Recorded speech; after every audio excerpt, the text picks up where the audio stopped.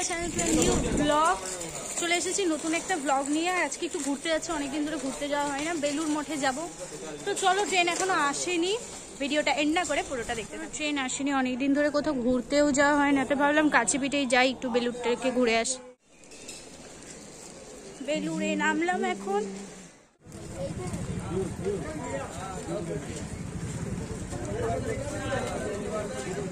বেলুড় স্টেশনে নেমে ওখান থেকে টোটো স্ট্যান্ড থেকে টোটো ধরে সোজা চলে যাচ্ছি বেলুড় মঠে।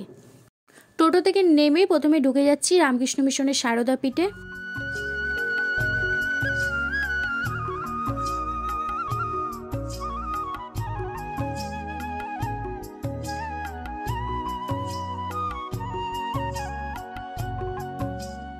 বেলুড় মঠ খোলা থাকে সকাল 6:30 থেকে 11:30 এবং শীতকালে বিকেলবেলায় 3:30 থেকে 8:30 এবং গরমকালে 4টে থেকে রাত্রি 9টা অবধি।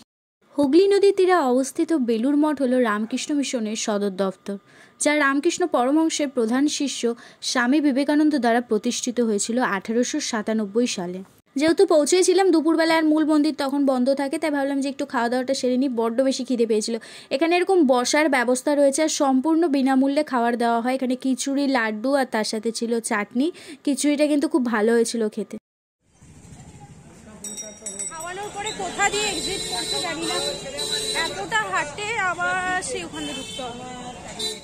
আগেরবার যখন এসেছিলাম এক্সিটের এতটা রাস্তা ঘুরতে হতো না, কিন্তু এবার দেখছি ঘুরতে হচ্ছে। যাই হোক, রাস্তার দুধারে এরকম ছোট ছোট অনেক দোকান ছিল, বেশ ভালো লাগছিল দেখতে। আর সেই আবার প্রথম দরজা দিয়েই ঢুকলাম।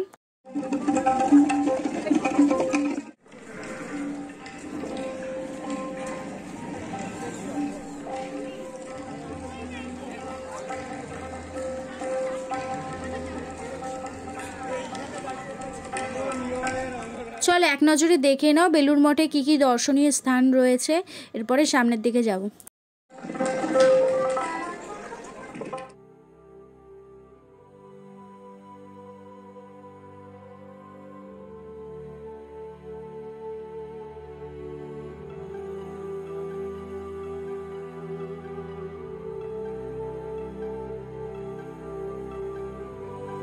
এটি হচ্ছে সারদা দেবীর মন্দির, যেখানে তার পূত দেহ অগ্নিতে সমর্পিত করা হয় এবং সেই পূর্ণ স্থানটির ওপরেই মন্দিরটি তৈরি হয়েছে।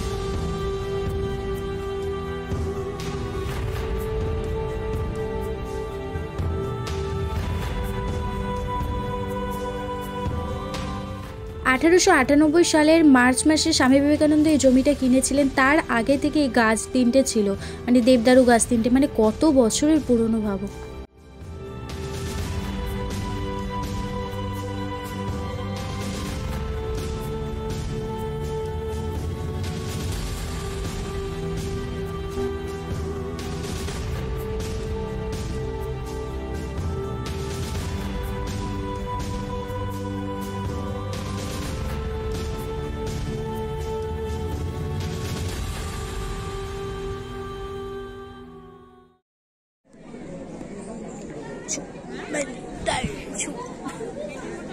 মন্দির এখন বন্ধ আছে 3:30।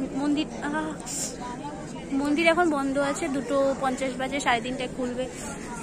মন্দির দর্শন করব, ওই দেখো আমার পেছনে দর্শন করব, তারপরে বাড়ি যাব। জল তেষ্টা পেয়েছে, উঠে যেতেও ইচ্ছা করছে না জল আনতে। পাশে দমকলটা আছে, এখান থেকে একটু জল খেয়ে। ভগবতে শ্রীরামকৃষ্ণায়। বিশ্বাচার্য শ্রীমৎ স্বামী বিবেকানন্দের 162তম পূর্ণ আবির্ভাব তিথি উপলক্ষে রামকৃষ্ণ মঠ বেলুড় মঠের পূর্ণ প্রাঙ্গণে এখন শুরু হতে চলেছে পরম্পরা অনুযায়ী ধর্মসভা।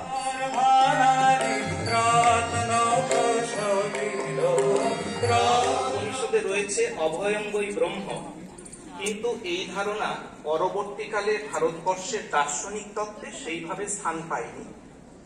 বেশিরভাগ দার্শনিকদের দৃষ্টি ছিল চরম সত্তার বা ব্রহ্মের স্থির প্রকৃতি, স্ট্যাটিক, সৎ, চিৎ, আনন্দের প্রতি।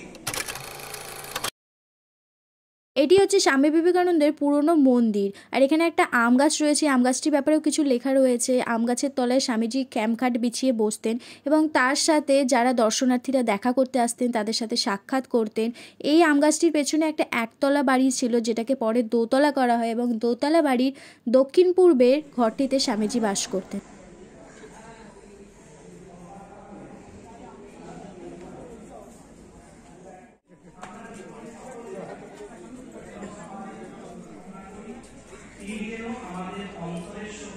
বেলুড় মঠ ঘোরা হয়ে গিয়েছে, এখন স্টেশনে যাচ্ছি, ট্রেন ধরবো।